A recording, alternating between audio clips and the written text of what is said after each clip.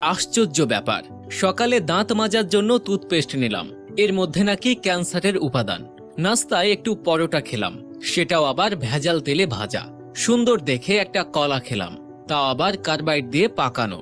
চাঙ্গা হওয়ার জন্য এক মগ কফি নিলাম, সেটাই নাকি কফির গুঁড়ো কম, তেঁতুল বীজের গুঁড়ো বেশি। কাঁচা বাজারে গেলাম টাটকা শাকসবজি কেনার জন্য, কিনবো কি? সবই তো হাইব্রিড সার দিয়ে ফলানো। মশলা আর হলুদ গুঁড়ো নিলাম, ওতে আবার লেড আর ক্রোমাইড কেমিক্যাল মেশানো। সয়াবিন তেল দিয়ে রান্না করব, সেই তেলের অর্ধেকই নাকি পাম্প অয়েল মেশানো। মাছ মুরগি খাবো, কিন্তু সেগুলোকে ভেজাল পোল্ট্রি ফিড খাইয়ে বড় করা হয়। গরমের দিনে একটু তরমুজ খেতে মন চাইলো, সেটা নাকি পটাশিয়াম পার ম্যাঙ্গানেট দিয়ে লাল করা। বাচ্চাকে আমলিচু খাওয়াবেন, ওগুলোও তো আবার ফরমালিন দেয়া। একটু মিষ্টি খেতে মন চাইলো, জিলাপি নিলাম, সেটা নাকি পোড়া মবিল দিয়ে মচমচে করা। ইফতারে গলা ভেজাতে শরবত খাবো, তাতে মেশানো হচ্ছে ক্ষতিকর রং আর কেমিক্যাল। খেজুর কিনলাম চড়া দাম দিয়ে, ধরিয়ে দিল 3 নম্বরই খেজুর। ইফতারে মজা করে মুড়ি মাখানো খাবো, সেই মুড়ি ইউরিয়া দিয়ে ফোলানো। সরিষার তেল দিয়ে মাখিয়ে খাবো ভেবেছিলাম, সেই তেলেও তো ভেজাল। সুন্দর দেখে বড় বড় পেঁয়াজও কিনেছিলাম, খেয়ে মনে হলো বড়া খাচ্ছি। আলুর চপে আলুর নাম গন্ধ নেই, বেগুনিতে বেগুন খুঁজে পেলাম না। সবজির চপ মুখে দিয়ে মনে হলো খড়কুটো চিবাচ্ছি। প্রোটিনের জন্য গরম দুধ খাওয়া দরকার, কিন্তু গাভীর পিটুইটার গ্রন্থিতে ইনজেকশন দিয়ে নাকি অতিরিক্ত দুধ দোয়ানো হয়, তারপর আবার মেশানো হয় 1 বালতি পানি।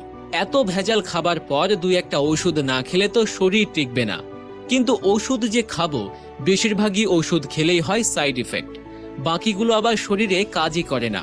ওষুধ খাচ্ছি নাকি স্বাদবিহীন কাশির ট্যাবলেট খাচ্ছি, সেটাও একটা সন্দেহ। ভেজাল দিয়ে পেট ভরিয়ে বসে বসে ভাবছি এ পর্যন্ত বেঁচে আছি কিভাবে। চিনি আর লবণ দেখতে কিন্তু ঝরঝরে সুন্দর, অথচ সুন্দর দেখাতে গিয়ে এই দুটো খাদ্য আর খাদ্য নেই, হয়ে গেছে ক্ষতিকর রাসায়নিক পদার্থ। 3 বেলা করে খাচ্ছি কেবল বিষ। হাতের জীবাণু দূর করার জন্য হ্যান্ড স্যানিটাইজার মাখবো, সেটাও নাকি নকল। পানি দিয়ে হাত ধোবো, সেই পানির সাথে আসে দানা দানা ময়লা। সবজি কিনতে গিয়ে ভালো দেখে বেছে বেছে নিলাম, বাসায় এসে দেখি সব পচা। চিন্তায় পড়ে গেলাম, এ কেমন জাদু? ব্যবসায়ীরা কি মানুষ নাকি এলিয়েন? এখন মানুষের ইমানেও দেখি ভেজাল, আগাগোড়া মানুষের মধ্যেই ভেজাল। দুর্নীতির মধ্যে দুর্নীতি, তার মধ্যে আবার দুর্নীতি। ভেজাল আর দুর্নীতি মিলেমিশে জগা খিচুড়ি হয়ে গেছে, তার মধ্যে পড়ে গেছি আমরা।